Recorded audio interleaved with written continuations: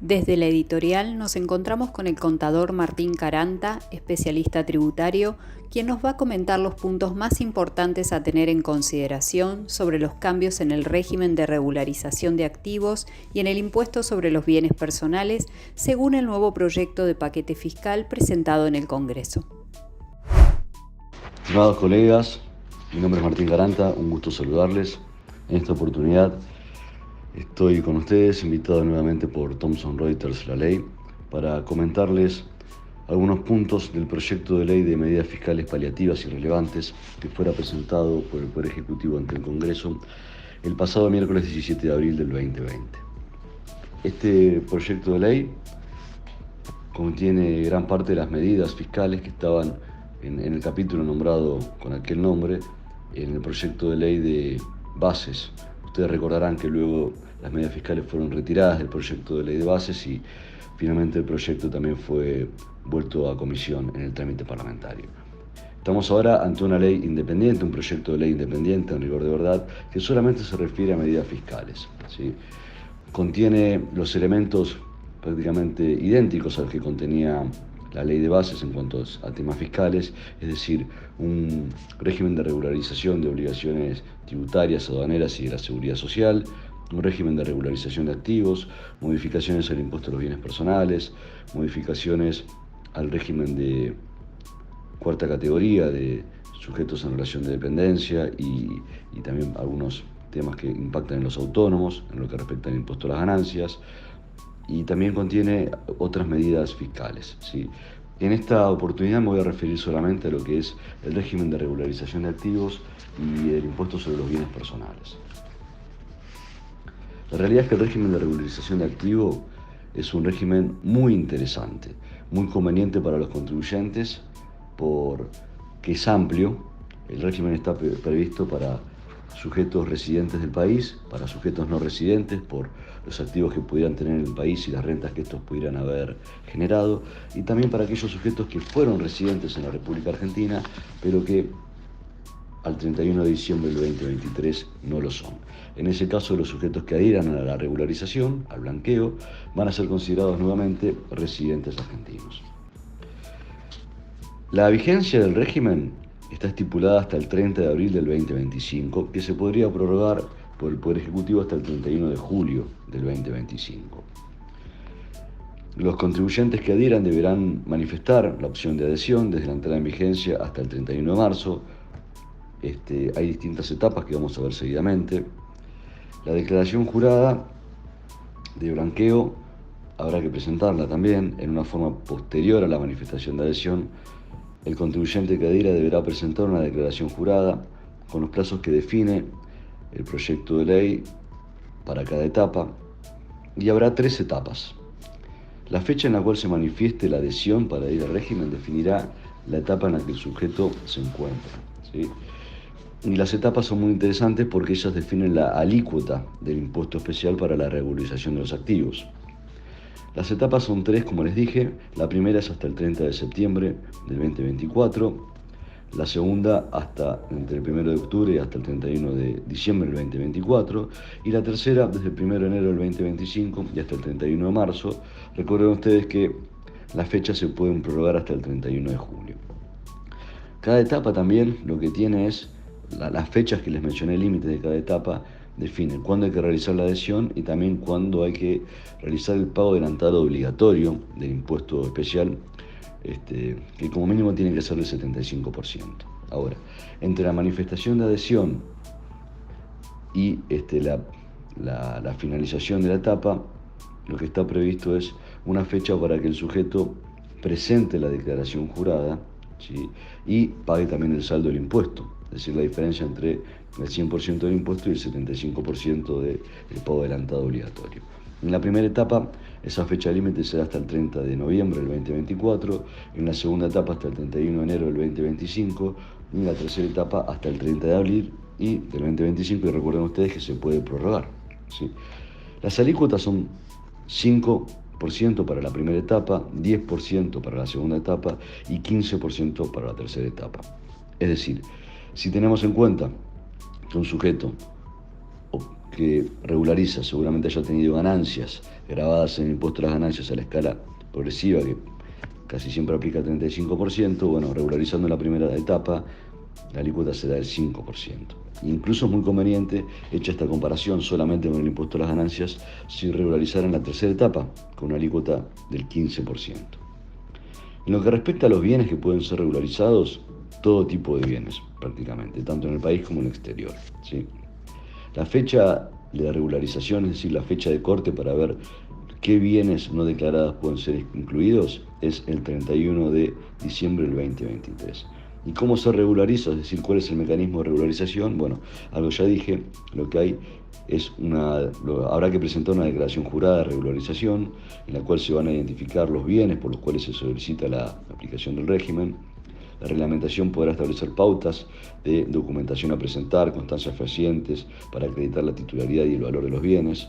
Y también hay que mencionar que existen reglas especiales para cierto tipo de activos, como por ejemplo dinero en efectivo en el país, donde habrá que depositarlo en una cuenta especial de regularización de activos, que también podrá aplicarse una cuenta especial comitente de regularización de activos, es decir, una cuenta no en un banco, sino en una ALIC. La base imponible del impuesto especial de regularización, de forma excepcional y únicamente a los fines de este régimen, se va a determinar en dólares estadounidenses, para lo cual la ley habla de un tipo de cambio de regularización que será considerando la cotización de ciertos títulos en el mercado local. El impuesto de regularización, ya les mencioné que según la alícuota aplicaba el 5, el 10 o el 15%, pero es importante tener en cuenta también que los primeros $100.000 que se regularicen en cualquier etapa son libres de impuestos. Recién el 5, el 10 o el 15% va a aplicar a partir de los $100.000 en adelante, ¿sí? Un tema no menor, el impuesto se va a calcular sobre la base del grupo económico o familiar. Se van a considerar los bienes regularizados por el contribuyente y aquellos que regularicen los ascendientes o descendientes hasta el primer grado de consanguinidad o afinidad y también por cónyuges y convivientes, ¿sí? ¿Qué pasa si se regulariza más de una etapa? Bueno, aquí lo que dice la ley es que la franquicia de $100.000 deberá aplicarse solamente una vez, ¿sí?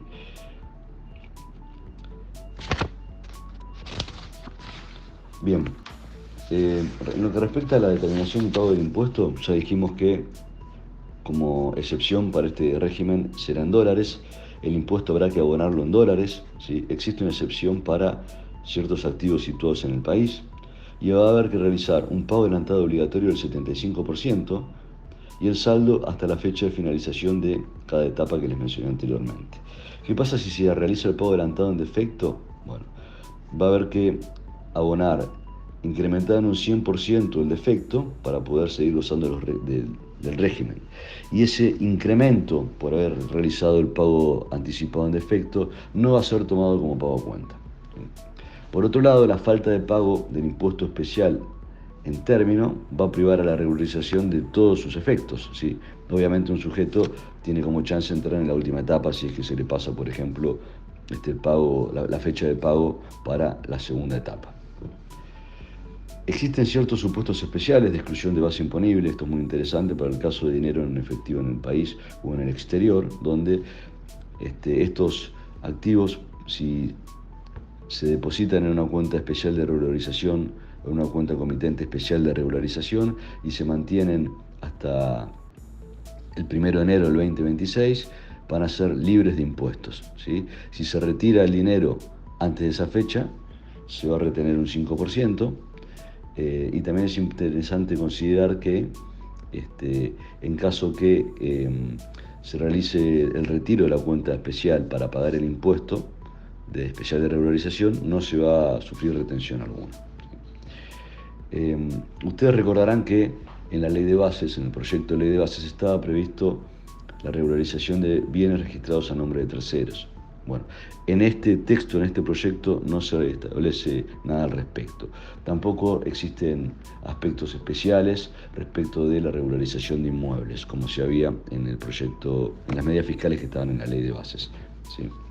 Los efectos del régimen son los típicos de un blanqueo, se liberan los incrementos patrimoniales por bienes no declarados, se liberan las obligaciones en impuesto a las ganancias, en IVA, en bienes personales por los bienes no declarados o por las rentas que hubieran generado. Y acá también es importante que este régimen libera las obligaciones sometidas en materia del aporte solidario y extraordinario de la Ley 27.605. La ley tiene un tapón fiscal, ¿sí? Los sujetos que regularicen bienes ante este régimen, sumados a los que posean con anterioridad, van a verse liberado de cualquier reclamo anterior, ¿sí? Por bienes no declarados al 31 de diciembre del 2023, ¿sí? Y acá lo que tenemos es que si la FIP detectase bienes no declarados, ¿sí?, que tengan un cierto margen, que será entre el 25 y el 10%, que se denomina como umbral mínimo, no van a perder los beneficios de blanqueo, solo van a perder los beneficios por aquellos bienes que poseyeran antes del 31 de diciembre o hasta el 31 de diciembre del 2023 y no hubieran sido declarados, ¿sí? O sea, es algo, estamos ante una suerte de tapón fiscal mucho más generoso de lo que fue el blanqueo de la Ley 27.260, aquel blanqueo del 2016 que duró hasta marzo del 2017. En lo que respecta a bienes personales, lo que nosotros tenemos son algunas modificaciones en materia del impuesto. Es interesante leer el mensaje que contiene el proyecto de ley que se presenta al Congreso, porque lo que dice es que estamos ante una presión fiscal difícil de soportar por los contribuyentes, y que incluso hizo que muchos responsables de impuestos en nuestro país se trasladasen al exterior, se mudasen, para no seguir soportando la carga fiscal que el régimen tributario, que el sistema tributario argentino contiene. Entonces, a dichos efectos, respecto a bienes personales, lo que se establece es, primero, la eliminación de las alícuotas diferenciales para activos situados en el exterior, después hay una reducción de alícuotas progresiva hasta el 2027, ¿sí? Por ejemplo, para el 2023 la alícuota máxima va a ser de un 1,50%, ¿sí?, y va a ir reduciéndose para que en el 2027 sea del 0,25%, ¿sí? Ustedes recuerden que por ley 27.702 bienes personales se prorroga hasta el 31 de diciembre del 2027. Por eso aquí la alícuota se establece hasta ese año. Bienes personales también lo que tiene es un régimen, unos beneficios a los sujetos cumplidores, es decir, a aquellos que no adhieran al sinceramiento o al régimen de regularización de activos, donde la alícuota de bienes personales se va a reducir para cada año un 0,25%, ¿sí? También lo que se recompone son los mínimos no imponibles de 100 millones de pesos para todo tipo de bienes, y para casa habitación 350 millones de pesos, ¿sí? Bueno, la realidad es que esto le da razonabilidad al impuesto. Y también hay algo muy interesante, que es un régimen especial de ingreso del impuesto a los bienes personales. Es un régimen individual, voluntario, donde se podrá pagar de una sola vez los impuestos vinculados con 2023 a 2027. O sea, el impuesto de bienes personales de estos años se paga de una sola vez, ¿sí? De alícuotas muy convenientes. La alícuota para aquellos sujetos que no regularicen bienes o para los bienes no regularizados será del 0,50%. Básicamente lo que tendrán que hacer es hacer un inventario de todos los bienes que poseían al 31 de diciembre del 2023, considerar las exenciones o mínimos que tiene la ley, multiplicarlo por 5 y aplicar la alícuota del 0,50. Y podrán tomar a cuenta todos los créditos vinculados con el periodo fiscal 2023. Aquellos sujetos que regularicen bienes podrán también adherir a este régimen de especial ingreso del impuesto a los bienes personales, pero acá tenemos una diferencia, ¿sí? Y es que a los bienes que regularicen al 2023, es decir, recuerden ustedes que el blanqueo considera una fecha de regularización hasta el 31 de diciembre del 2023. Entonces, a los bienes que regularicen por el blanqueo los van a multiplicar por 4, porque el blanqueo también libera bienes personales del 2023, entonces por eso lo multiplica la ley por 4, pero la alícuota va a ser del 0,50. Ahí ahora advierto que cometí un error. Aquellos bienes que no se regularicen tributarán una alícuota para este régimen especial del 0,45 y los que regularicen del 0,50, ¿sí? También acá tenemos la necesidad de hacer un pago inicial no menor al 75% de impuestos, ¿sí? Y en definitiva estamos ante un régimen que podrá ser muy conveniente, sobre todo para aquellos sujetos que vean la posibilidad de aumentar su patrimonio en los próximos 5 años. Es decir, sujetos que están iniciando negocios que podrán ser muy rentables, o sujetos que están ante una situación laboral donde esperan que ciertos bonos le hagan una diferencia patrimonial interesante. Entonces con este régimen podrán realmente tener un beneficio. El resto de los sujetos que no están ante la expectativa de un incremento patrimonial en los próximos años, a los efectos de analizar o no la conveniencia del régimen, lo que deberían evaluar es temas estrictamente financieros, ¿no? Es decir, cuál sería alguna otra oportunidad, alguna otra inversión que pueda darles una rentabilidad semejante, y también tener en cuenta cuál es la inflación esperada de los próximos años. Bueno, espero que este comentario les resulte de valor, de interés, y espero verlos pronto, encontrarnos pronto en un nuevo podcast. Muchas gracias, hasta luego.